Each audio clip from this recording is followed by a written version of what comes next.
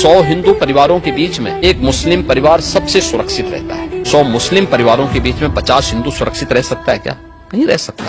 ఇది 100% నిజం మిత్రమా. బంగ్లాదేశ్ లో ఏం జరుగుతుందో మనం చూసాం. ఆ వీడియో క్లిప్స్ నేను ఇక్కడ ఇయ్యలేను గానీ ఒక వ్యక్తిని పాశవికంగా కొట్టి అక్కడ తగలబెట్టారు మిత్రమా. దాని అందరూ వీడియోలు తీసుకొని ఇప్పుడు ఆయన ఏ కులం అని అడిగి చంపలే మిత్రమా. జస్ట్ హిందూ అన్న కారణాన చంపారు. మీరు సరిగ్గా ఆలోచించండి. ఎక్కడైనా సరే మన దేశంలోనే సరే 100 హిందూ ఇండ్ల మధ్యలో ఒక ముస్లిం సేఫ్ గా ఖురాన్ చదువుకోగలుగుతాడు, సేఫ్ గా బతకగలుగుతాడు. కానీ అదే 100 ముస్లిం ఇండ్ల మధ్యలో ఒక హిందూ ఎప్పుడు సేఫ్ గా ఉన్నాడు మిత్ర? పాకిస్తాన్ అయినా సరే, బంగ్లాదేశ్ అయినా సరే, ఆఫ్ఘనిస్తాన్ అయినా సరే ఇదే జరిగింది. వాళ్ళు మెజారిటీ అయితే వచ్చే ప్రాబ్లమ్స్ ఇవే. వాళ్ళేం అన్ఎడ్యుకేటెడ్ కాదు మిత్రమా. వాళ్ళు స్టూడెంట్స్ అయ్యి అట్లా చేస్తున్నారంటే బ్రెయిన్ వాష్ అయినారు. బ్రెయిన్ వాష్ ఎందుకు అయినారు మిత్రమా అంటే అర్థం చేసుకోండి. ఇదంతా ప్లాన్డ్ గా ఆర్గనైజ్డ్ గా జరుగుతుంది.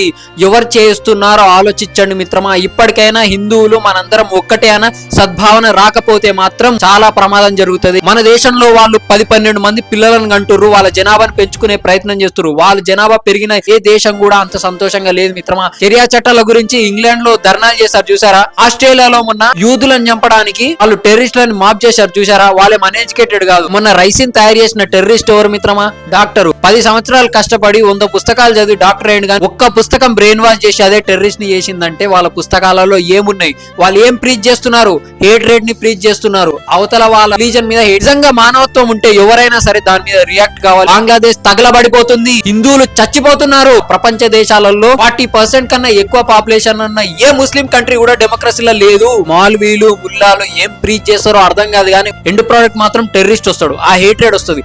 ఎందుకు ఇదంతా జరుగుతుంది అంటే బేసిక్ గానే వాళ్ళకి మతాన్ని ప్రచారం చేసుకోవాలి. అవసరమైతే కన్వర్ట్ చేయాలి, లేకపోతే చంపాలి, దేశాలని ఆక్రమించాలి.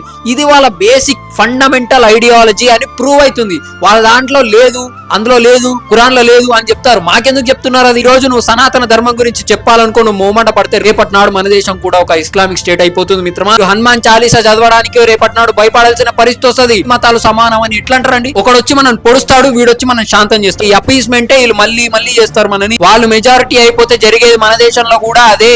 ఆర్మీలు గాని, బిఎస్ఎఫ్ లు గాని, నేవీ గాని, కోబ్రా కమాండోస్ గాని ఎవరు ఆపలేరు మిత్రమా.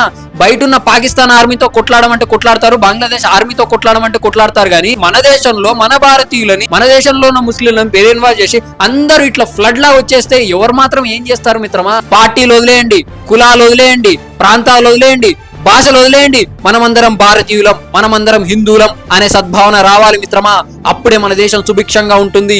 ఈ పెను ప్రమాదం నుంచి మనం బయటపడాలంటే మళ్ళీ చెప్తున్నా, మనమందరం హిందువులం అనే యూనిటీ రావాలి. భారత్ మాతాకి జై.